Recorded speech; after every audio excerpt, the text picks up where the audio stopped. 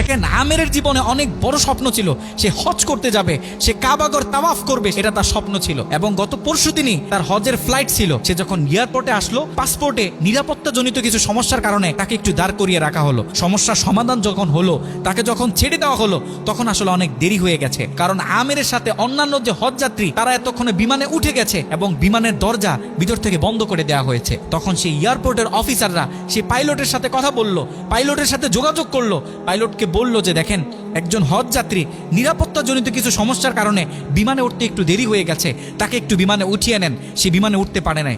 তখন পাইলট স্পষ্ট বলেছে যেই বিমানের দরজা একবার বন্ধ হয়ে গেছে সেই বিমানের দরজা দ্বিতীয়বার কারোর জন্য আর খোলা হবে না। কথা বলে পাইলট বিমানটা আকাশে ফ্লাই করলো। সেই অফিসাররা তখন আমেরকে বুঝাইতেছে, দেখো বিমান তো চলে গেছে, তুমি আর যেতে পারবে না, তুমি বাড়িতে চলে যাও, নেক্সট টাইমে তুমি হজে যাওয়ার জন্য ট্রাই করো। তখন সে আমাদের মুসলিম ভাই, সে হজ যাত্রী, সে কি বলেছে জানেন? সে বলেছে আমি আমার রবের উপর পরিপূর্ণ তাকওয়া রাখলাম, আমি আমার রবের উপর পরিপূর্ণ আস্থা রাখলাম, আমি হজ করেই বাড়িতে ফিরবো, হজ না করে আমি বাড়িতে ফিরবো না।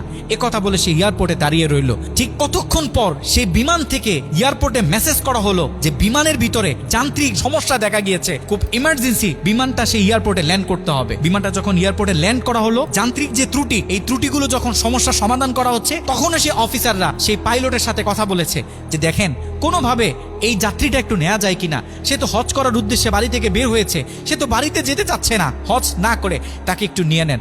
তখনও সে পাইলট বলেছে যে না। কথা বলে সে পাইলট আবারও বিমানটা আকাশে ফ্লাই করালো। তখনও সে অফিসাররা আমেরকে গিয়ে বোঝাচ্ছে। আমের তখনও বলতেছে আমার রবের উপর আমার পূর্ণ আস্থা আছে, আমি তো আমার রবকে চিনি, সে আমাকে হতাশ করবে না, সে আমার মনের আশা রাখবে, আমি হজ করেই বাড়িতে ফিরবো। কথা যখন বলতেছে, এর ঠিক কিছুক্ষণ পরে আবারও সেই বিমান এয়ারপোর্টে মেসেজ করলো যে বিমানের ভিতরে এখন আগের চেয়ে বেশি কিছু যান্ত্রিক ত্রুটি দেখা গিয়েছে, বিমানটা আকাশে ফ্লাই করতেছে না, বিমানটা এমার্জেন্সি আবার এয়ারপোর্টে ল্যান্ড করতে হবে।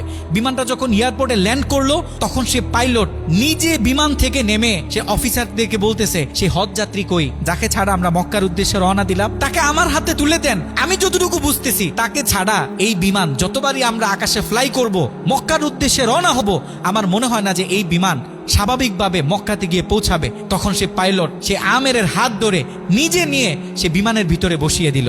দেখেন আল্লাহ পাক তো স্পষ্ট বলতেছে ওয়ামাই ইয়াতাওয়াক্কাল আলাল্লাহি ফাহুয়া হাসবুহ, যে আমি আল্লাহর উপর তাওয়াক্কুল করবে তার জন্য আমি যথেষ্ট, যত বড় বিপদ হোক।